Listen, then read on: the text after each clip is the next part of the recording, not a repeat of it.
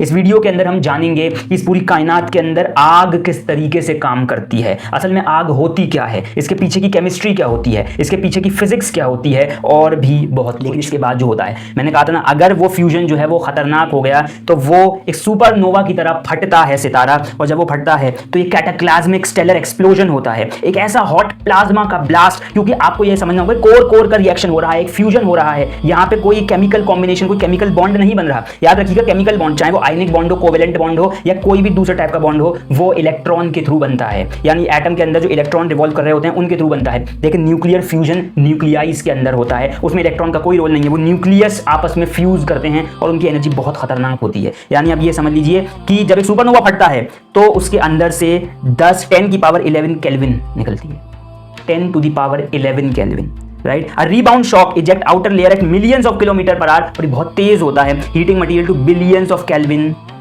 And fusing heavy, उससे ये reaction chain में चलना शुरू हो जाता है। इग्निशन टेम्परेचर और एक्टिवेशन एनर्जी के बाद इसमें एक चेन रिएक्शन अकर होता है। ये चेन रिएक्शन बहुत इंपॉर्टेंट है हमारे लिए समझना। तो आइए अब इस पूरी चीज़ को हम बहुत अच्छी तरीके के साथ समझते हैं, एक बहुत बढ़िया एग्जाम्पल लेके, जो कि हमारा सबसे बेसिक एग्जाम्पल भी है, चीज़ें समझने वाली हैं। यानी जब फ्यूल, जैसे कि एग्जाम्पल के तौर पर हम ले लेते हैं कोयले को, और ऑक्सीजन जो कि हमारे एटमॉस्फेयर में प्रेजेंट होती है, ये दोनों जब साथ में मिलते हैं तो ये प्रोड्यूस करते हैं एक प्रोडक्ट को, जो प्रोडक्ट कार्बन डाइऑक्साइड होता है, जो कि धुएं की फॉर्म में हमें देखने को मिलता है, और साथ में हीट एंड लाइट एनर्जी को भी एमिट करते हैं। आग को जलाने से 4 मिलियन टाइम्स ज्यादा एनर्जी रिलीज होती है इस टाइप के रिएक्टर के अंदर, और ये एक डोनट शेप के चेंबर के अंदर किया जाता है, और ये पूरे अर्थ की सबसे हॉटेस्ट फायर है। और इसको इस तरीके से समझ सकते हैं कि एक सितारे का जो कोर होता है ना, छोटे सितारे का कोर, बड़े सितारे का नहीं, छोटे सितारे का जो कोर होता है, ये उस तरीके की एक आग है।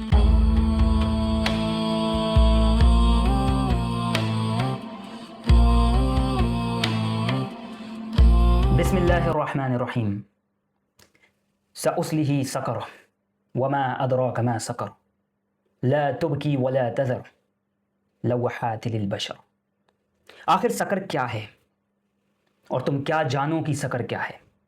ये ना छोड़ती है और ना बाकी रहने देती है, और इंसान की जिल्द को जलाकर खाक कर देती है। अस्सलामु अलैकुम मेरे प्यारे दोस्तों, मेरे प्यारे बहन भाइयों, मेरा नाम फुज़ैल ख़ान है और मैं आप सबको वेलकम करता हूँ सकर की इस सेकंड वीडियो के अंदर। इससे पहले आने वाली वीडियो में हमने जाना कि सकर क्या है, हमने जाना कि कुरान की किन किन आयतों के अंदर सकर का जिक्र हुआ है। लेकिन आज की इस इम्पॉर्टेंट वीडियो के अंदर हम ये जानने वाले हैं कि आखिर सकर की तपिश कितनी हो सकती है। वल्लाहिल अज़ीम हमें नहीं पता, ये सिर्फ अल्लाह ही जानता है। लेकिन इस दुनिया से लेके इस पूरी कायनात तक की जितनी तपिश, जितनी हीट के बारे में आज इस वीडियो में हम पढ़ सकते हैं, हम पढ़ेंगे। उसके लिए हमें अपने टूल्स तैयार करने होंगे, चाहे वो थर्मोडाइनामिक हो, चाहे वो केमिस्ट्री हो, चाहे वो कंबशन हो। Everything and anything that we need, we will prepare it in this video. तो आज की वीडियो पूरी देखें, क्योंकि ये वीडियो एक ब्रिज की तरह काम करने वाली है। पिछली वीडियो जो कि सकर के ऊपर थी, और अगली वीडियो जो एक हाइपोथेटिकल सिनेरियो के ऊपर होने वाली है, उन दोनों वीडियो का कनेक्शन होने वाली है ये वीडियो। इस वीडियो के अंदर हम जानेंगे इस पूरी कायनात के अंदर आग किस तरीके से काम करती है, असल में आग होती क्या है, इसके पीछे की केमिस्ट्री क्या होती है, इसके पीछे की फिजिक्स क्या होती है, और भी बहुत कुछ। न सिर्फ मैं आज आपको स्क्रीन के ऊपर दिखाने वाला हूं कि किस किस टाइप की आग होती हैं इस यूनिवर्स के अंदर, और क्यों सकर एक ऐसी आग है जिसके आगे फिजिक्स भी बेबस हो जाती है। उसका रीजन जानने के लिए आपको आज की इस वीडियो को न सिर्फ देखना होगा, बल्कि जो जो मैं समझाने वाला हूं वो समझना होगा। तो आज की इस वीडियो को शुरू करते हैं। बिस्मिल्लाहिर्रहमानिर्रहीम। रब्बि इश्रह ली सदरी व यस्सिर ली अमरी वहलुल उक़दतम मिन लिसानी यफ़क़हू क़ौली रब्बि यस्सिर वला तुअस्सिर व तम्मिम बिल खैर व बिका नस्तईनु या फ़त्ताहु रब्बि ज़िदनी इल्मा। बिस्मिल्लाहिर्रहमानिर्रहीम। तो शुरुआत हमारी इस वीडियो की होती है टाइप्स ऑफ फायर से, यानी कितने तरीके की फायर हमें इस यूनिवर्स के अंदर देखने को मिलती हैं। सबसे पहले हमें ये समझना होगा कि फायर है क्या। ये फायर कहाँ से शुरू होती है, और इसीलिए हम इसके सबसे पहले पार्ट के अंदर इसकी केमिस्ट्री और इसकी थर्मोडायनामिक्स को समझने वाले हैं, जो कि इसके मॉलिक्यूलर फाउंडेशन को समझाएगी कि आग असल में होती कहाँ से है। फिर हम देखने वाले हैं कि प्लैनेट अर्थ के ऊपर लगने वाली टेरेस्ट्रियल फायर्स और इंजीनियर्ड फायर, यानी वो आग जो खुद इंसान ने इन्वेंट की होती है, उसकी क्या इंटेंसिटी होती है, वो किस टाइप की होती है, उसका क्या टेम्परेचर होता है, उसे हम कैसे मेजर करते हैं। और इसके बाद हम देखेंगे प्लाज्मा और कॉस्मिक फायर के बारे में, जो कि फ्यूजन रिएक्टर्स के अंदर, स्टार्स के अंदर, सुपरनोवास के अंदर और बहुत जगहों पे मौजूद होती है। और इसके बाद हम ये देखेंगे कि सबसे ज्यादा तपिश वाली आग कौन सी है और कौन सी ऐसी आग है जिसको हम शक्कर के साथ कंपेयर कर सकते हैं, या कंपेयर कर भी सकते हैं या नहीं। तो आज की इस वीडियो को शुरू करते हैं। बढ़ते हैं chemistry and thermodynamics of fire से। सबसे पहले हम फायर की डेफिनेशन समझते हैं। फायर की डेफिनेशन होती है a rapid chemical oxidation reaction that release heat and light. ये एक ऐसा रिएक्शन होता है जो रेडॉक्स रिएक्शन होता है, जो अपने प्रोडक्ट के अंदर प्रोडक्ट के साथ हीट और लाइट को इमिट करता है। हीट एनर्जी की फॉर्म में इमिट होती है, लाइट एनर्जी की फॉर्म में इमिट होती है, और इसीलिए ये एक एक्सोथर्मिक रिएक्शन होता है, यानी एक ऐसा रिएक्शन जिसके अंदर थर्मल एनर्जी रिलीज होती है, ना कि एब्जॉर्ब की जाती है, जो कि एंडोथर्मिक रिएक्शंस होते हैं। ये वैसा रिएक्शन नहीं है, एक्सोथर्मिक रिएक्शन होता है। और इसके अंदर ना सिर्फ ये एक रैपिड ऑक्सीडेशन रिडक्शन प्रोसेस होता है, बल्कि कंटिन्यूअस साइकिल के अंदर ये प्रोडक्ट चलता रहता है, ये प्रोसेस चलता रहता है, और तब तक चलता है जब तक हमारा फ्यूल जो है वो खत्म ना हो जाए। Combustion occur when fuel and oxidizer brought above the ignition threshold. यहां पे कुछ चीजें समझने वाली हैं, यानी जब फ्यूल, जैसे कि एग्जांपल के तौर पे हम ले लेते हैं कोयले को, और ऑक्सीजन जो कि हमारे एटमॉस्फेयर में प्रेजेंट होती है, ये दोनों जब साथ में मिलते हैं तो ये प्रोड्यूस करते हैं एक प्रोडक्ट को, जो प्रोडक्ट कार्बन डाइऑक्साइड होता है, जो कि धुएं की फॉर्म में हमें देखने को मिलता है, और साथ में हीट एंड लाइट एनर्जी को भी इमिट करते हैं। ये प्रोसेस स्टार्ट तब होता है जब हम माचिस की उस तीली से आग लगाते हैं, यानी वो माचिस की एक इग्निशन टेम्परेचर की तरह काम करती है, एक ऐसे टेम्परेचर की तरह काम करती है जो थ्रेशोल्ड से थोड़ा सा ऊपर होता है, जिसके बाद पूरा प्रोसेस एक्टिवेट हो जाता है, पूरा कंबशन का प्रोसेस एक्टिवेट हो जाता है। इस चीज को हम और बेहतरीन तरीके से देखते हैं with the help of an example. तो चलिए मैं आपको स्क्रीन के ऊपर लेके दिखाता हूं कि ये रिएक्शन कैसे होता है। तो अगर हम बात करते हैं केमिस्ट्री ऑफ दिस रिएक्शन, यानी अगर हम बात करते हैं केमिस्ट्री ऑफ कंबशन, इस रिएक्शन को कंबशन कहते हैं। कंबशन यानी किसी भी चीज़ को जलाना। ज़रूरी नहीं उसके लिए हमारे पास सिर्फ कोयला और माचिस की तीली ही प्रेजेंट हो। इसके लिए जो सबसे इंपॉर्टेंट चीज़ होती है वो हमें चाहिए होती है फ्यूल, क्योंकि फ्यूल के बिना आग नहीं जलती, आग को फ्यूल चाहिए। और शक्कर का फ्यूल क्या है, ये कमेंट सेक्शन में बताइएगा। फ्यूल के साथ हमें एक ऑक्सीडाइजर चाहिए होता है। ऑक्सीडाइजर ये क्या होता है, ये वो चीज है जो ऑक्सीडेशन करता है, प्रोसेस की ऑक्सीडेशन करता है। ऑक्सीडेशन क्या होता है ये भी मैं आपको बताने वाला हूं, अगर आपको नहीं पता तो। इसके साथ साथ आपको चाहिए होता है वो इग्निशन टेम्परेचर, वही टेम्परेचर जो कि थ्रेशोल्ड से थोड़ा सा ऊपर होता है। इसके बारे में भी हम देखेंगे कि ये क्या होता है। इसको दूसरी जबान में, इस टेम्परेचर को हम एनर्जी की फॉर्म में एक्टिवेशन एनर्जी कहते हैं। एक्टिवेशन एनर्जी यानी वो एनर्जी जो कि रिएक्शन होने से पहले कुछ नहीं होती, जीरो होती है, लेकिन जैसे ही उस थ्रेशोल्ड को पार करता है, वो एनर्जी एक्वायर कर लेता है फ्यूल, तो उससे फिर ये रिएक्शन चेन में चलना, तो उससे ये रिएक्शन चेन में चलना शुरू हो जाता है। इग्निशन टेम्परेचर और एक्टिवेशन एनर्जी के बाद इसमें एक चेन रिएक्शन अकर होता है। ये चेन रिएक्शन बहुत इंपॉर्टेंट है हमारे लिए समझना। तो आइए अब इस पूरी चीज़ को हम बहुत अच्छी तरीके के साथ समझते हैं, एक बहुत बढ़िया एग्जाम्पल लेके, जो कि हमारा सबसे बेसिक एग्जाम्पल भी है, वो है हमारा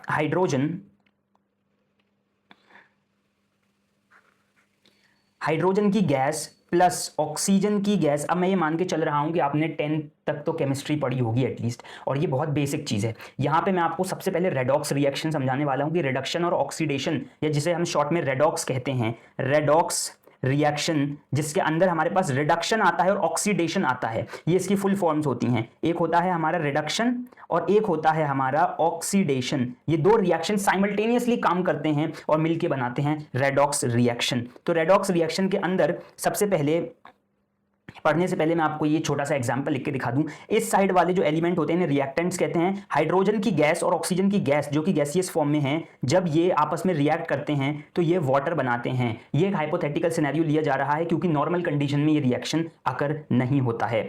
हाइड्रोजन और ऑक्सीजन मिलकर वाटर बनाते हैं, जो कि जाहिर सी बात है आपका एक्वस होता है, यानी लिक्विड फॉर्म में होता है। एक्वस नहीं कह सकते इसको हम कह सकते हैं ये लिक्विड फॉर्म में होता है, लेकिन साथ में इसके हमारे पास हीट एनर्जी भी प्रोड्यूस होती है, राइट। तो ये एक टाइप का कंबशन रिएक्शन है, और इसके साथ कुछ लाइट एनर्जी भी हमारे पास आती है, राइट। थोड़ी कम होती है लेकिन लाइट एनर्जी भी होती है हमारे पास। तो ये हीट और लाइट जो है दरअसल यही हमारी मेन आग की सूरत इख्तियार करती हैं। असल में H2 और O2 मिलके H2O बनाते हैं, लेकिन यहां पे समझने वाली बात क्या है? समझने वाली बात ये है कि ये H2 जो है ये फ्यूल का काम कर रहा है इस वक्त। O2 जो है वो एक ऑक्सीडाइजर का काम कर रहा है, ऑक्सीडाइजर का काम कर रहा है, और इनके बीच में होने वाला जब एक सर्टेन थ्रेशोल्ड तक पहुंच जाते हैं, उस टेम्परेचर को हम इग्निशन टेम्परेचर कहते हैं। वो टेम्परेचर हर एक सब्सटेंस पे, हर एक मटेरियल पे डिफरेंटली एक्ट करता है, तो उसके बारे में हम डिफरेंटली बाद में बात करेंगे। लेकिन अब सबसे पहले हम समझते हैं रेडॉक्स रिएक्शन क्या होता है। रेडॉक्स रिएक्शन में दो हिस्से होते हैं। पहला हिस्सा हमारा होता है रिडक्शन का, और दूसरा होता है ऑक्सीडेशन का। रिडक्शन वाले पार्ट के अंदर सबसे पहले जो हमें चीज देखनी होती है कि किसी भी एलिमेंट से या तो इलेक्ट्रॉन जो है वो निकलना चाहिए, ऐड होना चाहिए, या तो उसके इलेक्ट्रॉन ऐड होना चाहिए। किसी भी एलिमेंट में अगर इलेक्ट्रॉन ऐड हो रहा है तो वो रिडक्शन कहलाएगा। किसी भी एलिमेंट में अगर हाइड्रोजन ऐड हो रहा है, यानी हाइड्रोजन का एटम जो है वो ऐड हो रहा है, तो उसको हम रिडक्शन कहेंगे। और इसी के साथ किसी भी एलिमेंट के अंदर अगर ऑक्सीजन का जो एटम है वो रिड्यूस हो रहा है, यानी ऑक्सीजन वहां से हट रहा है, तो भी उसे हम रिडक्शन कहेंगे। साइमल्टेनियसली ऑक्सीडेशन में जहां ऑक्सीजन ऐड होगा वहां हम ऑक्सीडेशन कहेंगे उस पार्ट को। यहां मैं गैसियस फॉर्म में इसको लिख देता हूं। जहां हाइड्रोजन डिलीट किया जाएगा उसमें से, यानी रिड्यूस किया जाएगा, उसको हम ऑक्सीडेशन कहेंगे। और जहां इलेक्ट्रॉन बाहर हो जाएगा उसको भी हम ऑक्सीडेशन ही कहेंगे, राइट। ये तीन कंडीशन होती हैं। इसके बारे में और डेप्थ में पढ़ना है तो रेडॉक्स रिएक्शन की बहुत सारी वीडियोस यूट्यूब पे प्रेजेंट हैं, आप वहां से जाकर रेडॉक्स रिएक्शन को जान सकते हैं। बहरहाल ये जो रिएक्शन है वो रेडॉक्स रिएक्शन कहलाएगा। लेकिन रेडॉक्स रिएक्शन और एक्टिवेशन एनर्जी के साथ साथ एक और बहुत इंपॉर्टेंट चीज होती है जो इस पूरे रिएक्शन को बहुत ज्यादा एग्रेसिव बना देती है, और वो होता है इसका चेन में होना, यानी ये एक चेन रिएक्शन होता है। चेन रिएक्शन क्या होता है, आइए इसके बारे में आप और डीपली समझते हैं। तो मैं आपको यही वाला एग्जांपल से चेन रिएक्शन पूरा समझाने वाला हूं, जिसके अंदर हम जानेंगे कि चेन के थ्रू ये रिएक्शन कैसे काम करता है। तीन चीज़ हमने समझनी, एक फ्यूल है, एक ऑक्सीडाइजर है जो कि ऑक्सीजन है, और एक हमारी एक्टिवेशन एनर्जी है जो इस पूरे रिएक्शन को स्टार्ट कर रही है। मान लीजिए एक्टिवेशन एनर्जी ने इस पूरे रिएक्शन को स्टार्ट किया, तो सबसे पहले हमारे पास जो फ्यूल है, हमारे पास फ्यूल क्या है, हाइड्रोजन की गैस, ये हमारे पास फ्यूल है। तो होता क्या है कि हाइड्रोजन की गैस में इस वक्त दो एटम मौजूद हैं, तो ये दो एटम जो हैं ये अलग अलग हो जाते हैं, और ये अलग अलग होते हैं रेडिकल्स की फॉर्म में। ये रेडिकल क्या होता है, अगर आपको मैं आसान भाषा में समझाऊं तो ये रेडिकल ऐसी चीज होती है, ऐसा पार्ट होता है उस एलिमेंट का जो कि अटैक करता है, यानी जाके दूसरे एलिमेंट से रिएक्ट करता है। ये दो रेडिकल्स के अंदर बट जाता है। इसमें से जो हाइड्रोजन का एक रेडिकल है वो अटैक करता है, मैंने क्या कहा, अटैक करता है। ये थोड़ी सी अलग जबान लग रही है लेकिन केमिस्ट्री की लैंग्वेज है। अटैक करता है जो भी ऑक्सीडाइजर होता है। इस केस में हमारे पास ऑक्सीडाइजर है O2, यानी ऑक्सीजन की गैस। साइमल्टेनियसली ये O2 जो है ये इसके साथ जब रिएक्ट करता है तो ये बनाता है OH का एक और रेडिकल। ये रेडिकल्स कहलाते हैं, जैसे कि हाइड्रोजन ये एक रेडिकल है, OH ये एक रेडिकल है। हाइड्रोजन के रेडिकल को हाइड्रोजन का रेडिकल कहते हैं, और OH के रेडिकल को हाइड्रोक्साइल का रेडिकल कहते हैं। हाइड्रोक्साइल, ये हाइड्रोक्साइल का रेडिकल है। ये रेडिकल फिर अटैक करता है हमारे फ्यूल के ऊपर, जो कि इस केस के अंदर हमारे पास हाइड्रोजन ही मौजूद है, और फिर ये हाइड्रोजन दोबारा से यही रेडिकल बनाता है, और ये इस तरीके से ये रिएक्शन जो है वो एक चेन का रूप इख्तियार कर लेता है। यहाँ पे हमने दो एलिमेंट दिखाए, दरअसल इसमें बहुत सारे एटम्स होते हैं जो यही काम रिपीटेडली करते हैं, और ये चेन रिएक्शन हो जाता है, जिसकी वजह से यहाँ पे हाई एनर्जी इमिट होती है। यहाँ पे जो है हाई एनर्जी जो है वो रिएक्शन से आउट होती है, और इसीलिए इस रिएक्शन को, ऐसे रिएक्शंस को हम एक्सोथर्मिक रिएक्शन कहते हैं, यानी वो रिएक्शन जिससे थर्मल एनर्जी बाहर की तरफ इमिट हो गई। और इसी वजह से जो ये रिएक्शंस होते हैं ये हमेशा एक नेगेटिव एनर्जी रखते हैं, जिसको हम थर्मोडायनेमिक्स की भाषा में कहते हैं माइनस इंथैल्पी का चेंज। यानी ये H जो है ये रिप्रेजेंट करती है इंथैल्पी को, और ये डेल्टा रिप्रेजेंट करता है चेंज को, और ये माइनस रिप्रेजेंट करता है कि ये एनर्जी जो है ये बाहर की तरफ रिलीज हुई है, यानी जो टोटल एनर्जी कंजर्व थी इस रिएक्शन के अंदर उसमें से बहुत सी एनर्जी अब आउट हो चुकी है हीट और लाइट की फॉर्म में।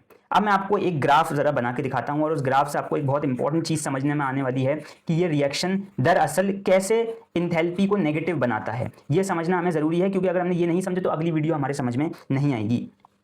दरअसल ये एक ग्राफ है।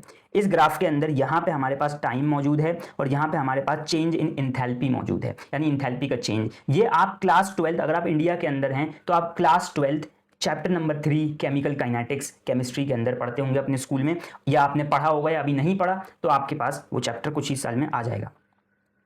ये ग्राफ में एक तरफ टाइम हमने प्लॉट कर दिया, एक तरफ इंथैल्पी का चेंज है। अभी जो हमारा रिएक्शन है वो स्टार्ट नहीं हुआ है, तो अभी वो कांस्टेंट है टाइम के एतबार से। लेकिन जैसे ही ये रिएक्शन जो है, और अभी इसकी एनर्जी भी पॉजिटिव है, लेकिन जैसे ही ये रिएक्शन स्टार्ट होगा, बल्कि इसको मुझे इस तरीके से बनाना चाहिए तो ये ज़्यादा सही बेहतर बनेगा कि मैं इसको इस तरीके से बनाऊं। ये टाइम है, तो अभी ये रिएक्शन जो है ये पॉजिटिव में है क्योंकि ये स्टार्ट नहीं हुआ है। लेकिन जैसे ही हम इसको वो टेम्परेचर देंगे, क्योंकि अभी ये टेम्परेचर जो है ये कांस्टेंट है, अभी टेम्परेचर आगे बढ़ेगा। ये सॉरी टेम्परेचर का पार्ट है, यहाँ पे टेम्परेचर है। तो जैसे ही ये टेम्परेचर अभी पॉजिटिव में है और पॉजिटिव में है, जैसे ही हम इसको एक पुश देंगे, जिस पुश को हम इधर कहते हैं activation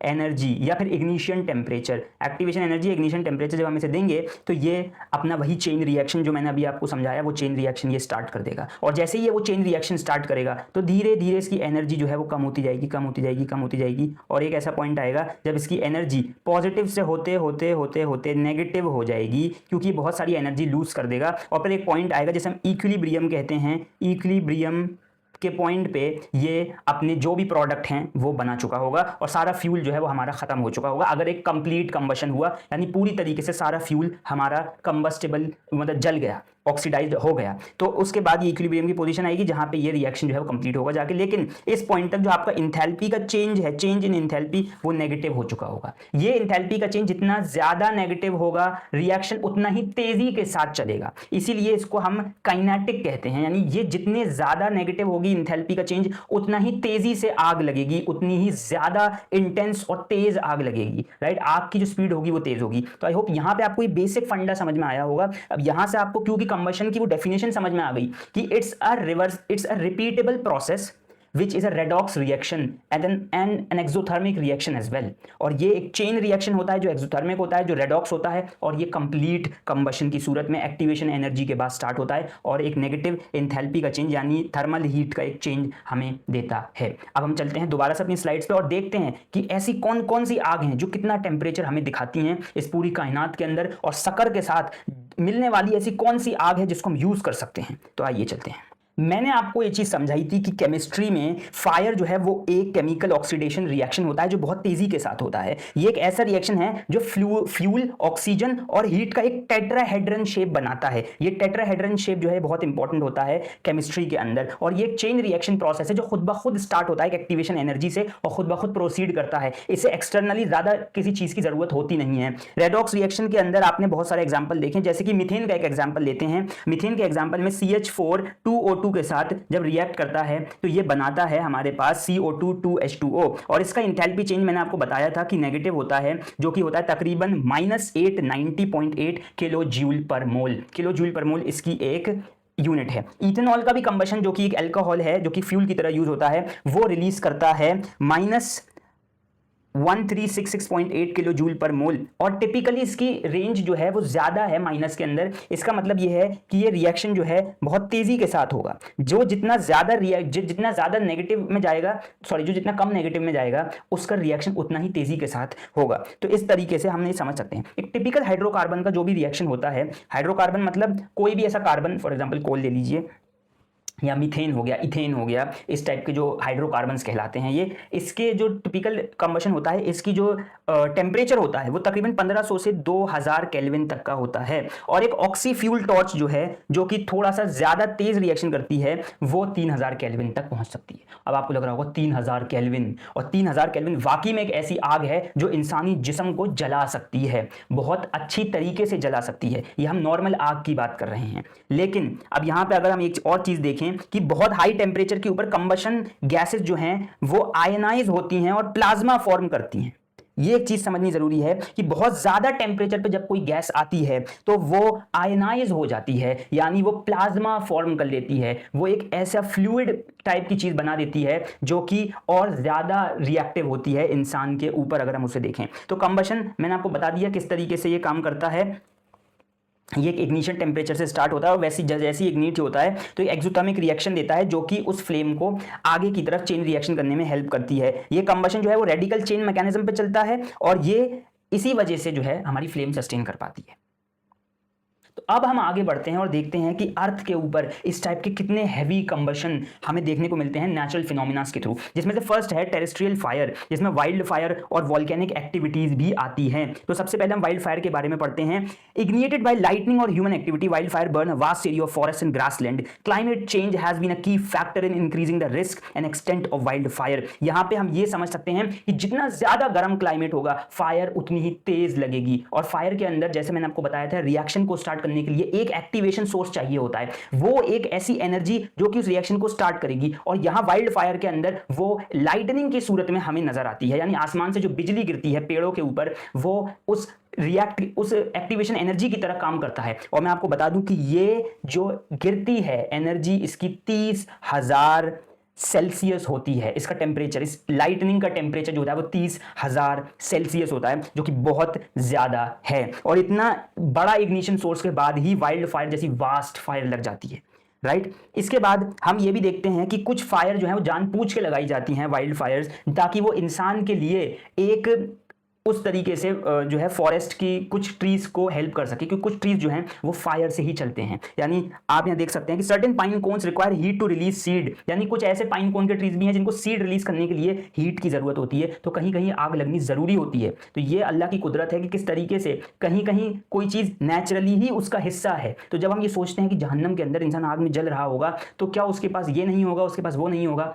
you have to understand, वो उस इन्वायरमेंट के लिए उस तरीके से तैयार होगा कि जब तक उसे इन्वायरमेंट के अंदर नहीं डाला जाएगा उसे सुकून नहीं मिलेगा। अगली जो फायर है वो वॉल्केनिक फायर है, और ये बहुत इंपॉर्टेंट है क्योंकि वॉल्केनिक एक्टिविटीज जो हैं उसके अंदर फायर हमें देखने को नहीं मिलती, लेकिन पायरोक्लास्टिक फ्लोज देखने को मिलते हैं, लावा के बहुत बड़े बड़े फ्लोज, जो कि मोल्टन मैग्मा होता है, यानी मोल्टन रॉक होता है जो कि लावा की सूरत में उस वॉल्केनो से निकलता है, और ये 200 से 700 डिग्री सेल्सियस होते हैं, और ये इतनी तेजी के साथ फ्लो करता है, इतनी तेजी के साथ फ्लो करता है कि ये अपने रास्ते में आने वाली हर एक चीज को खत्म करके रख देता है, जला के भस्म कर देता है। ना सिर्फ ये, बल्कि इसके साथ इसके अंदर CO2 और SO2 यानी सल्फर डाइऑक्साइड जैसी खतरनाक गैसेस भी प्रेजेंट होती हैं। ये ऐसी गैसेस होती हैं जो कि सनलाइट के ऊपर जैसे सनलाइट को रिफ्लेक्ट करती हैं। तो ये जो गैसेस होती हैं आसमान में एटमॉस्फेयर में जाती हैं, जैसा हमें पता है कि CO2 ग्रीन हाउस गैस है, ये वो गैस है जो हीट को कैप्चर करके फिर रात के वक्त उस हीट को रिलीज करती है, जिससे कि हमें रात के वक्त भी एक वार्मथ मिलती है। ये एक सर्टेन अमाउंट में होना जरूरी है, लेकिन इसके साथ होने वाली प्रेजेंट एक सल्फर डाइऑक्साइड नाम की गैस, ये उस सनलाइट को और ज्यादा खतरनाक बना देती है, राइट। तो ये चीजें भले ही इतनी इंपॉर्टेंट ना हो हमारे लिए समझना, बट ये हमें उस फायर के अंदाजे की तरफ लेके जा रही हैं धीरे धीरे कि कैसे दुनिया की फायर से सकर की फायर डिफरेंट होगी। अभी हम उसके करीब भी नहीं पहुंचे, तो अभी वीडियो को और देखें। इसके बाद हमें एक ऐसा इरप्शन देखने को मिलता है 1991 में, जिसे माउंट पेनाटुबो कहते हैं, और इसके इरप्शन के बाद अर्थ जो है वो 0.5 डिग्री सेल्सियस से कूल हो गई थी 3 सालों के लिए। इसमें इस लेवल की गैसेस रिलीज हुई थी कि इन गैसियस रिलीज के बाद पूरे एटमॉस्फेयर ने और ज्यादा कूलिंग इफेक्ट दिखाने शुरू कर दिए थे। ये इतनी खतरनाक चीज है, राइट। तो ग्लोबली अगर देखा जाए तो 5 मिलियन किलोमीटर स्क्वायर बर्न होता है हर साल, राइट। और ये यूएस का लैंड एरिया है जो कि वाइल्ड फायर और मैनेजमेंट बर्न से होता ही है। अभी हमने देखा भी था लॉस एंजलिस के अंदर जो फायर लगी थी बहुत सालों पहले, राइट, लॉस एंजलिस ही था शायद वो, राइट। तो पुलिस ने अभी इस चीज को समझना शुरू कर दिया है कि ये फायर जो हैं वो कुछ तो इकोलॉजिकली डैमेजिंग होती हैं, लेकिन कुछ जरूरी भी होती हैं, जो कि अब जाके हमें पता चल पाई है वो चीज। खैर आगे हम बढ़ते हैं, और टेरेस्ट्रियल फायर के साथ साथ अब हम देखते हैं इलेक्ट्रिकल, इंडस्ट्रियल और कंट्रोल्ड बर्न के बारे में। इलेक्ट्रिकल फायर जो होती है वो नॉर्मल फॉल्ट की वजह से या ओवरलोडेड की वजह से, सर्किट ओवरशॉट होने, सर्किट का शॉर्ट सर्किट होने की वजह से ये इस टाइप की फायर्स भी लग जाती हैं। ये हाई एनर्जी फायर होती हैं जो 10,000 से 20,000 केल्विन तक की इंटेंसिटी को प्रोड्यूस कर सकती हैं, बहुत ज़्यादा है। ऑर्डर ऑफ मैग्नीट्यूड जो है इसका 1000 गुना ज़्यादा है कैंडल से। और lightning heat air to 30,000 celsius creating a plasma spark that often triggered wild fire. और वाइल्ड फायर 30,000 के करीब होता है, ये उससे थोड़ी सी कम होती है, 20,000 से 10,000, लेकिन ये बहुत ज़्यादा खतरनाक होती हैं क्योंकि ये इस टाइप की गैसेस प्रेजेंट रिलीज करती हैं, जैसे कि CO कार्बन मोनोऑक्साइड और NOx की टाइप की गैसेस, यानी NO2 नाइट्रिक ऑक्साइड और वगैरह वगैरह, राइट। ये इलेक्ट्रिकल फायर होती हैं जो सर्किट शॉर्ट सर्किट की वजह से हो जाती हैं और ये काफ़ी खतरनाक हो सकती हैं।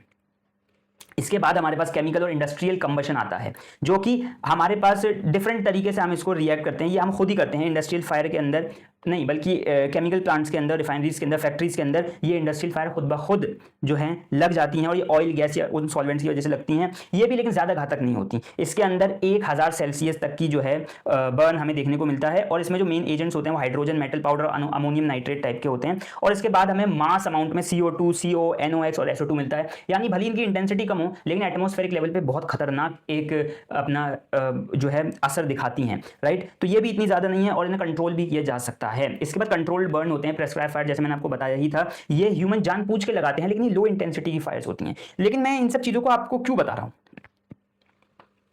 आखिर हमारा रीजन क्या है। देखो, टेरेस्ट्रियल फायर जो होती हैं वो कितनी भी खतरनाक हों, वो 2000, 3000, 5000, 10,000 से ज़्यादा नहीं जा सकती, उनकी इंटेंसिटी इससे ज़्यादा नहीं हो सकती। हाँ, वो ज़्यादा अमाउंट में फ्यूल को बर्न कर सकती हैं लेकिन वो इतनी ज़्यादा नहीं हो सकती कि वो एक पूरे इंसान को ख़त्म कर सकें, राइट। वो इंसान को जला सकती हैं, राइट, लेकिन शक्कर के करीब वाली फायर नहीं, ये उस टाइप की फायर तो नहीं है, क्योंकि अल्लाह सुब्हानहू व तआला ने जो एक लाइन कही है, जो एक वर्स कही है, ला तुबकी वला तदर, वो ना छोड़ती है ना बाकी रहने देती है, ये एक स्पेशल टाइप की क्वालिटी है और ये हम अगली वीडियो के अंदर जिक्र करेंगे इसका। लेकिन आज इन सारी फायर्स को समझने के बाद हम अगली देखते हैं ह्यूमन इंजीनियर्ड फायर के अंदर हमारे पास कुछ ऐसी फायर हैं जो जानबूझ के लेबोरेटरी में बनाई जाती हैं, यानी इनको हम लेबोरेटरी के अंदर बनाते हैं एक्सपेरिमेंट्स कर करके। इसमें सबसे पहले कंबशन इंजन होते हैं, ICE, एक बेसिक थर्मोडायनेमिक प्रिंसिपल के ऊपर चलता है और ये इंजन हीट इंजन होते हैं जो कि काइनेटिक एनर्जी के अंदर कन्वर्ट होती है। इनकी जो हीट एनर्जी होती है, केमिकल एनर्जी सॉरी जो होती है, वो काइनेटिक एनर्जी में कन्वर्ट होती है। बेसिक स्टीम इंजन जो होते हैं पुराने जमाने के, इनकी भी इंटेंसिटी ज़्यादा नहीं होती, 3000 केल्विन तक की होती है। हालांकि इंसान को जला सकती है लेकिन 3000 केल्विन तक इतनी ज़्यादा इंटेंसिटी अभी भी नहीं है, जो हम अभी आगे देखने वाले हैं।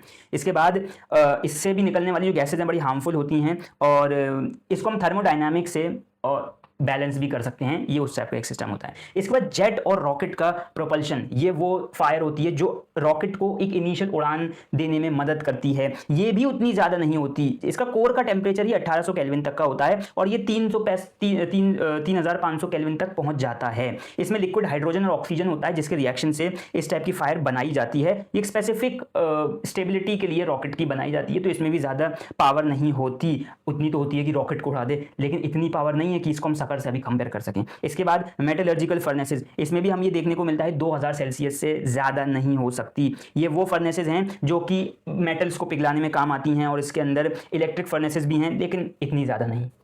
इसके बाद इंजीनियर्ड प्लाज्मा है, ये एक ऐसी प्लाज्मा होती है, प्लाज्मा टॉर्चेज होती हैं जो सस्टेन आर्क बनाती हैं और ये 10,000 से 20,000 केल्विन तक होती है, बहुत खतरनाक है, right. Plasma cutting torches generate ionised gas jets जो कि 20,000 केल्विन 20,000 सेल्सियस से ज़्यादा होते हैं। ये हाई एनर्जी इलेक्ट्रिक फायर्स होती हैं जो कि प्लाज्मा की तरह काम करती हैं, केमिकल फ्लेम्स नहीं होती, प्लाज्मा की तरह निकलती हैं, राइट। एंड ये लिक्विफाइड होती हैं काफ़ी ज़्यादा और ये मेटल को काटने के लिए उस तरीके से काम आती हैं, यानी आप इसको डिफरेंट तरीके से समझ सकते हैं। Gas system, CO2, nitrogen flooding, extinguish fire bye depriving oxygen in a safety context.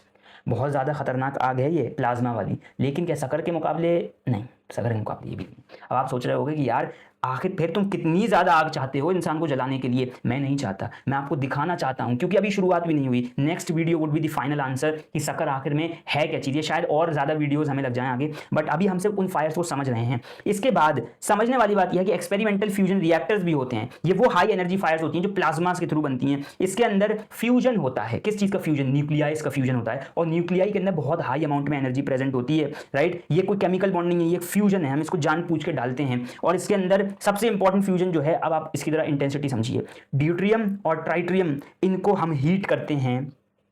Deuterium और ट्राइटियम ये हाइड्रोजन के दो आइसोटोप्स होते हैं। आइसोटोप्स मतलब उसके दो और टाइप होते हैं जिनको हम मिलाते हैं आपस में, इनके न्यूक्लियर फ्यूजन कराते हैं और ये कितनी एनर्जी, कितना प्लाज्मा निकालता है। आप सोच सकते हैं किस लेवल का इसमें ताकत होती है। 100 मिलियन केल्विन, 100 मिलियन केल्विन।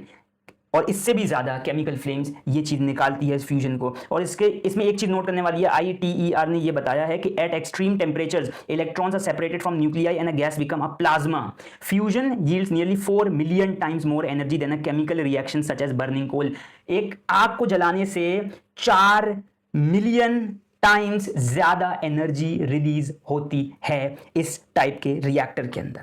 और ये एक डोनट शेप के चेंबर के अंदर किया जाता है और ये पूरे अर्थ की सबसे हॉटेस्ट फायर है। और इसको इस तरीके से समझ सकते हैं कि एक सितारे का जो कोर होता है ना, छोटे सितारे का कोर, बड़े सितारे का नहीं, छोटे सितारे का जो कोर होता है, ये उस तरीके की एक आग है।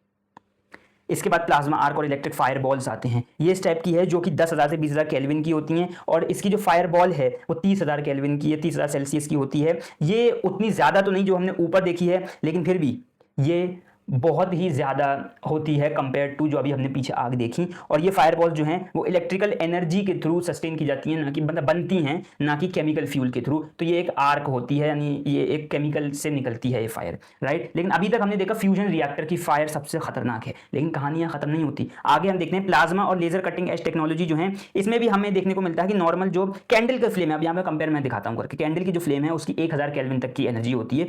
वेल्डिंग आर्क की जो है वो 15,000 केल्विन तक की होती है। लाइटनिंग की जो आसमान से लाइट गिरती है उसकी 30,000 केल्विन होती है। और फ्यूजन प्लाज्मा की 100 मिलियन केल्विन से भी ज्यादा होती है heat energy.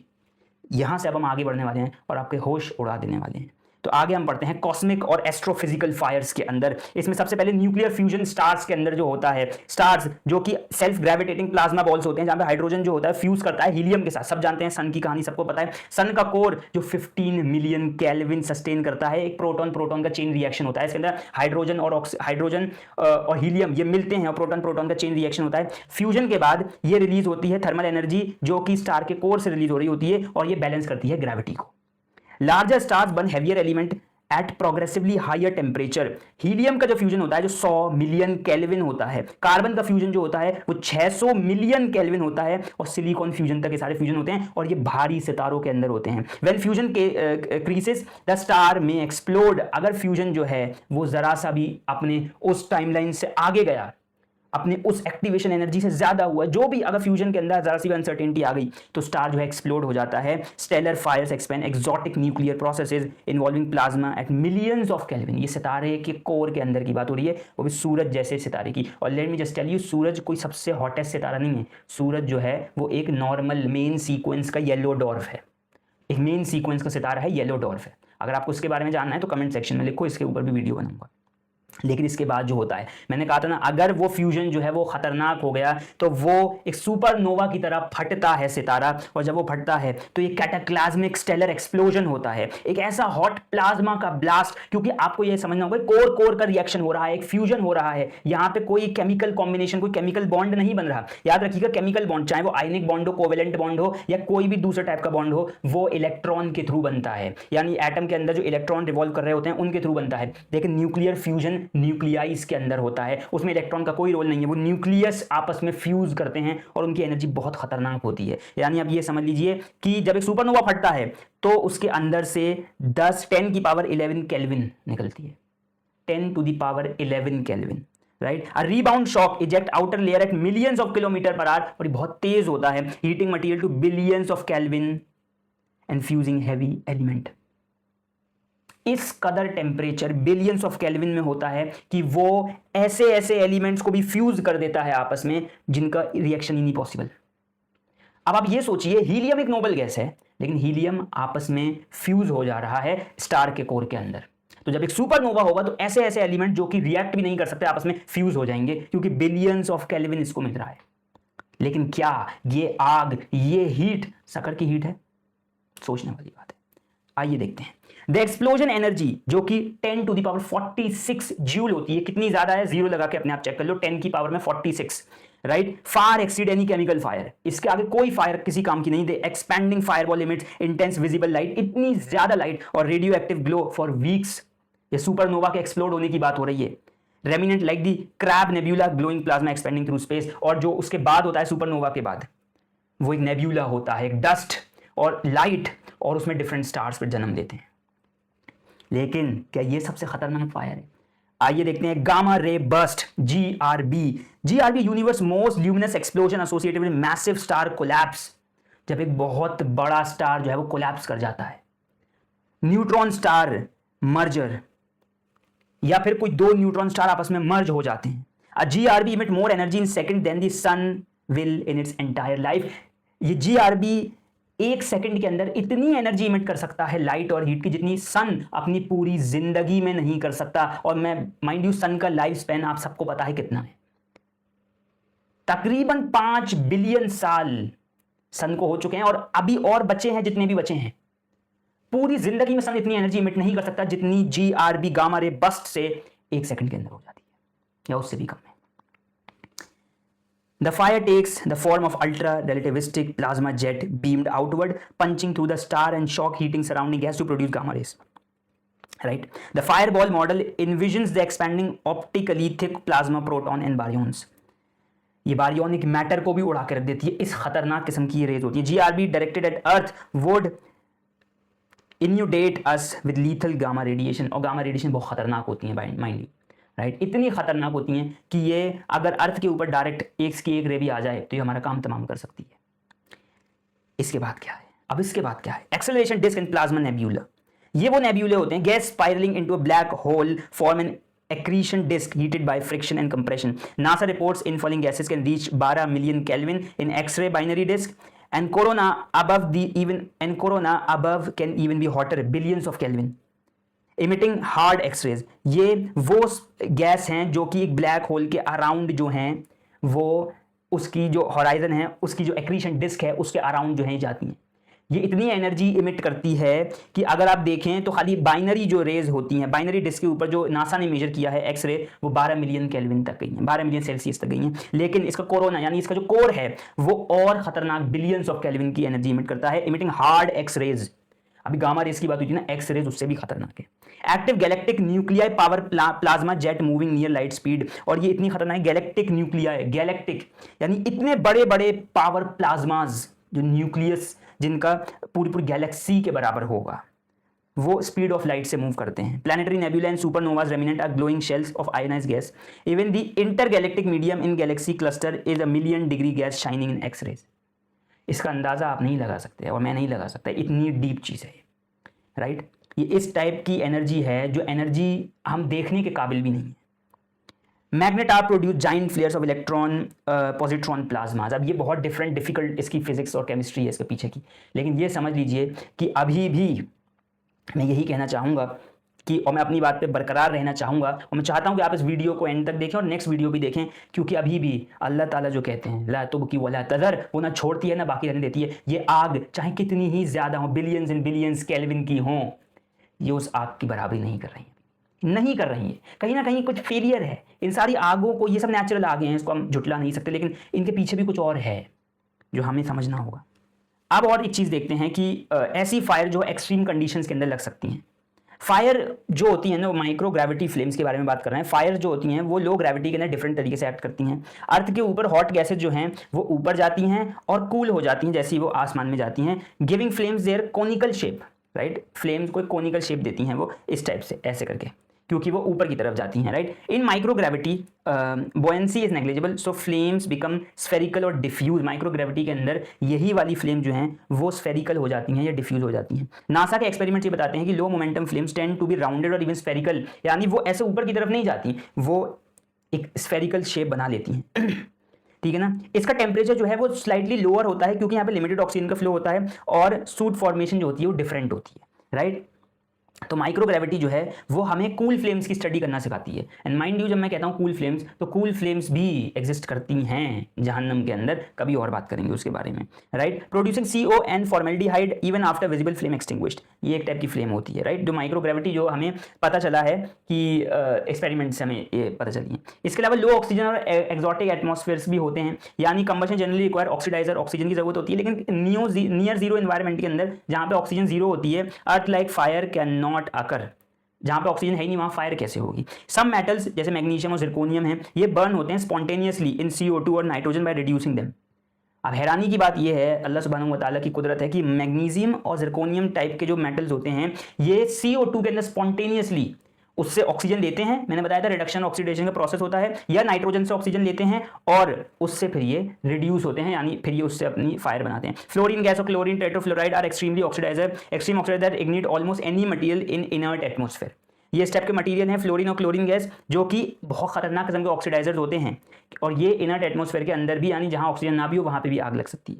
On Mars with a CO2 atmosphere at 0.6 pressure conventional fire is nearly impossible. Normal fire Mars पे नहीं लग सकती। मीथेन और hydrogen flame would be dim and short due to low density, तो नॉर्मल फायर वहां लग ही नहीं सकती। ये भी एक समझने वाली बात है, यानी हम ज्यादा दूर नहीं गए, हम अभी अर्थ से मार्स की तरफ गए हैं और वहां पे नॉर्मल फायर लग नहीं सकती, क्योंकि एटमॉस्फेयर में वो ऑक्सीडाइजर प्रेजेंट ही नहीं है, कार्बन डाइऑक्साइड की अमाउंट ज्यादा है वहां पे। एक्सोटिक मैटर कंडीशन के अंदर भी, यानी फायर जो है ना वो एनर्जी रिलीज प्रोसेसेस को दर्शाती है एक तरीके से। न्यूक्लियर रिएक्टर कोर जो है ना, ये मेल्ट डाउन जो है, इसके ना मोल्टन फ्यूल जो है वो रिएक्ट करता है मटेरियल के साथ। Flames in plasma physics include relativistic pair of plasmas, यानी ब्लैक होल जेट्स के अंदर और मैग्नेटिक रिकनेक्शन इवेंट्स के अंदर, यानी मैग्नेटार फ्लेयर्स के अंदर ये जो है प्लाज्मा की शक्ल में निकलती है, यानी फ्लेम्स नहीं होती हैं इसके अंदर, right. If quark gluon plasma were momentarily exposed, it would appear as an ultra hot fireball of fundamental particle। ये एक फायरबॉल की तरह नजर आएगा हमें, अगर ये किसी सिचुएशन में नजर आता है तो, एक्सपेरिमेंटली देखा जाए तो।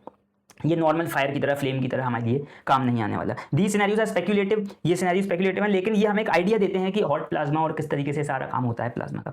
हैरान कुन बात है, राइट। लेकिन अभी जो है फायर साइंसेज यहाँ पे खत्म नहीं हुई है, फायर साइंसेज के अंदर और बहुत सारी चीजें चल रही हैं, यानी अल्लाह सुब्हानहू व तआला की अभी तो हम आयत की तशरीह भी बयान नहीं कर पा रहे, और साइंस यहाँ पे ऑटोमेटिकली अपने एंड पे आ रही है, यानी अभी रिसर्चेज और चल रही हैं, राइट। न्यू फ्यूल्स और नए कंबशन के ऊपर काम चल रहा है, ऐसे कंबशन जो कि इफेक्टिव हों, काम वाले हों, इसको पढ़ लीजिएगा, ये इंपॉर्टेंट है। फायर सप्रेशन और सेफ्टी के बारे में चीजें चल रही हैं, क्लाइमेट मॉडलिंग के बारे में पता चल रहा है, और क्वांटम और माइक्रो स्केल के कंबशंस के ऊपर भी रिसर्चेज चल रही हैं, जैसे कि कूल फ्लेम जो माइक्रोग्रेविटी के अंदर होती है, इस टाइप के एक्सपेरिमेंट्स भी अभी चल रहे हैं। लेकिन अभी भी सवाल यही उठते हैं कि इतना ज्यादा चीजें होने के बावजूद भी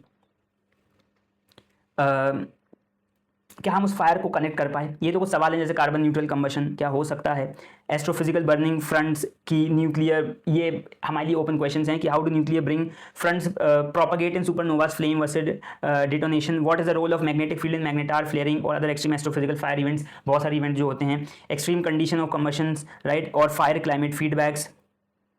हैरानी की बात यह, fire weather a candle flame, a wild fire और अ फ्यूजन प्लाज्मा और a stellar explosion is ultimately a manifestation of energy seeking equilibrium and understanding it across all scale is one of the science most profound and practical challenge. यानी हमें तो ऐसा लगा था कि आग जो है सिर्फ आग होगी, हम तो अभी तक यही सोचे ना, कैंडल वाली आग को हम कहते हैं यार ये आग ऐसी, जहन्नम की आग कैसी होगी।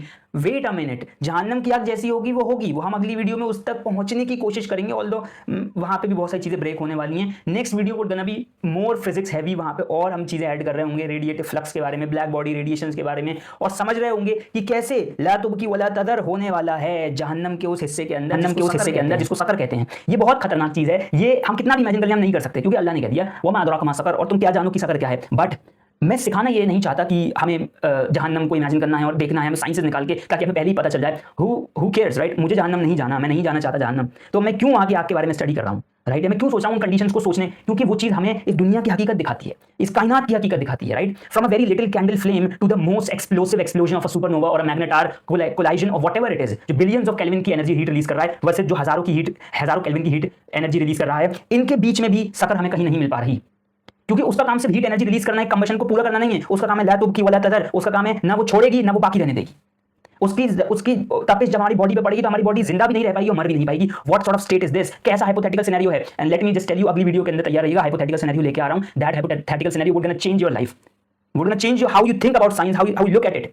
बहुत सारे लोग अभी भी, बहुत सारे एथीस्ट होते हैं, बहुत सारे लोग होते हैं कहते हैं science, how do you prove this, how can I prove जहन्नम साहब कैसे जलाएगी वो, मुझे बताओ मुझे कैसे जलाएगी। Let me tell you but in the next video कि वो कैसे जलाएगी आपको, और मैं ये गारंटी के साथ उस वीडियो के अंदर बता दूं कि उस पॉइंट के ऊपर फिजिक्स हाथ जोड़ के कहेगी मुझसे ना हो पाएगा भाई।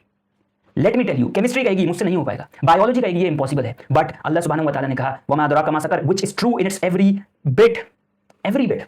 और ये चीज आपको अगली वीडियो में पता चलेगी। छोटी फायर से लेकर बड़ी फायर, हमने इस पूरी वीडियो में थर्मोडायनामिक्स को समझा, उस आग की थर्मोडायनामिक्स को, जिसके बाद अगली वीडियो के अंदर हम जानने वाले हैं कि ला तुबकी वला तज़र आखिर है क्या सकर के अंदर, आखिर इंसान के ऊपर वो फायर एक्ट कैसे करने वाली है। ये बेसिक्स जो थर्मोडायनामिक्स के आज मैंने बताया, बेसिक्स ऑफ कंबशन, इसको हम थोड़ा सा ब्लैक बॉडी रेडिएशन के साथ जोड़ेंगे, थोड़ा सा इसको हम और डीप फिजिक्स के साथ जोड़ेंगे, थोड़ा सा ग्रेडियंट इसके अंदर लेके आएंगे, क्वांटम फिजिक्स से, रिलेटिविटी से, थोड़ा राइट, ज्यादा डीप भी नहीं जाने वाले अगली वीडियो के अंदर। लेकिन मैं चाहूंगा आप लोगों से कि आप लोग इन चीजों को पढ़ना शुरू करें, आप लोग साइंस को सीरियस लेना शुरू करें, बिकॉज कुरान को अगर हम साइंटिफिक लेंस से नहीं देख रहे तो हम हमेशा उन लोगों की इताअत करेंगे जो साइंस की पूजा करते हैं, जबकि हमें कुरान मिला है। Quran is the best of all book. Quran की एक आयत को जब साइंस प्रूव नहीं कर पा रही तो इसका मतलब ये नहीं कि साइंस वीक है, इसका मतलब ये है कि एटलीस्ट हमारे उस सोच को साइंस तो ले जा पा रही है वहां तक, जो कि हमारी उस नॉर्मल सोच से बहुत छोटी है। जब हम जहन्नम की आग के बारे में जिक्र करते हैं, हमारे दिमाग में कैंडल की फ्लेम से ज्यादा बड़ी कोई आग आती ही नहीं, हमारे दिमाग में वो लकड़ी की बॉनफायर से बड़ी आग कोई आती ही नहीं। ये तो साइंस की मदद से हम यहां तक पहुंचे हैं कि हम सुपरनोवाज की आग को इमेजिन भी कर सकें, उनको किसी तरीके से एआई की फॉर्मेशन से बना के देख भी सकें, उनके बारे में थोड़ा सा पढ़ भी सकें, उनकी टेम्परेचर को कम से कम इमेजिन करके उस बड़े नंबर को इमेजिन करके कम से कम उसकी मैसिवनेस का अंदाजा लगा सकें। अगर हम साइंस जैसे छोटे टूल को इस्तेमाल करना नहीं जानते, इट मींस हमारे पास पावर कभी नहीं आ सकती। Science is a tool which can be evolved only when you understand Quran with it. जब आप कुरान से साइंस को समझोगे ना, तो आपको ना सिर्फ साइंस समझ में आएगी, बल्कि you would see things which science even can not tell you. जो साइंस भी आपको ना दिखा पाए वो कुरान आपको दिखाएगा। And when Quran show you something, तो आप उसको कन्वर्ट करके साइंस के अंदर और रिसर्चेस करोगे, आप उसको कन्वर्ट करके साइंस को और एक बड़े लेवल तक लेके जाओगे, मैथमेटिक्स को और बड़े लेवल पे लेके जाओगे, कॉस्मोलॉजी को एक बड़े लेवल पे लेके जाओगे, बायोलॉजी को एक बड़े लेवल पे लेके जाओगे। ला तुबकी वला तज़र, इसके अंदर लौहात लिल बशर, इसके अंदर जो चीज छुपी हुई है ना, वो चीज बायोलॉजी को जोड़ती है थर्मोडायनामिक्स के साथ, क्योंकि इंसान ही फ्यूल है जहन्नम का। इंसान ही वो फ्यूल है जिसके ऊपर शक्कर एक्ट करेगी, उसकी बॉडी ही वो फ्यूल है, उसके टिश्यू, उसकी स्किन ही वो फ्यूल है जिसके ऊपर शक्कर एक्ट कर रही होगी। और ये स्पॉन्टेनिटी बताना जरूरी है। ये थर्मोडायनामिक्स की जो केमिकल काइनेटिक्स की जो स्पॉन्टेनिटी है, जो काइनेटिक एनर्जी है, ये कितनी तेज हो सकती है। ये गामा रे बर्स्ट ने आपको बता दिया, वीडियो रिवाइंड करके जरूर देखना। गामा रे बर्स्ट कितने सेकंड में इतनी एनर्जी रिलीज करता है जितना पूरा सन अपनी पूरी उम्र में रिलीज नहीं कर सकता। तो वो शक्कर जो थोड़े से टाइम के लिए तुम्हारी बॉडी पर पड़ेगी, वो कितनी एनर्जी रिलीज कर सकती है, क्या होगी वो नेक्स्ट वीडियो के अंदर जानेंगे। लेकिन मैं चाहूंगा कि आप थोड़ा सा ब्लैक बॉडी रेडिएशन के बारे में पढ़ के आएं, अगर आप पढ़ सकते हैं तो। अगर आप स्टूडेंट हैं, अगर आप बड़े भी हैं, आपको अल्लाह ताला ने अगर थोड़ी बहुत इंग्लिश पढ़ने की सलाहियत दी है, तो it's not a hard topic, कोई बहुत बड़ी रॉकेट साइंस नहीं है, राइट। हमने उसको बना लिया है, वो अलग बात है, बट इट्स नॉट।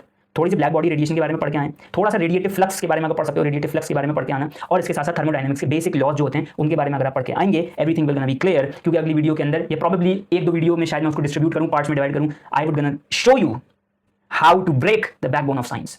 साइंस की, फिजिक्स की, केमिस्ट्री की बैकबोन को तोड़ते कैसे हैं, ये उस एक आयत के मफहूम से मैं आपको नेक्स्ट वीडियो के अंदर समझाने वाला हूं, using the same physics, using the same science that you might be thinking is something big, जो कि आप लोग समझ के बैठे हैं, या वो लोग जो कि अल्लाह को नहीं मानते या क्वेश्चनिंग करते हैं, या कहते हैं कि यार हम क्यों माने जहन्नम में, हम कैसे मान लें कि वो हमें सजा देगा। ला तुबकी वला तज़र लौहात लिल बशर वमा अदराका मा सकर, अल्लाह ताला यही कहते हैं, और तुम क्या जानो कि सकर क्या है। ये सारी चीजें करने के बावजूद भी, वो हाइपोथेटिकल सिनेरियोस बिल्ड करने के बावजूद भी अल्लाह कहते हैं तुम क्या जानो सकर क्या है। अगर तुम वाकई में नहीं जानते सकर क्या है, तो इस वीडियो को क्लिक करो, क्योंकि यहाँ से इस पहले वाले एपिसोड के ऊपर पहुंचने जहाँ मैंने आपको बेसिक अंडरस्टैंडिंग दी थी, लिंग्विस्टिक्स की हेल्प लेके, अरबिक की हेल्प लेके कि सकर क्या है। और इंशाअल्लाह ताला हम आगे भी और ऐसी वीडियोस बनाते रहेंगे। चैनल को सब्सक्राइब जरूर कर लेना। तब तक के लिए अल्लाह हाफिज़।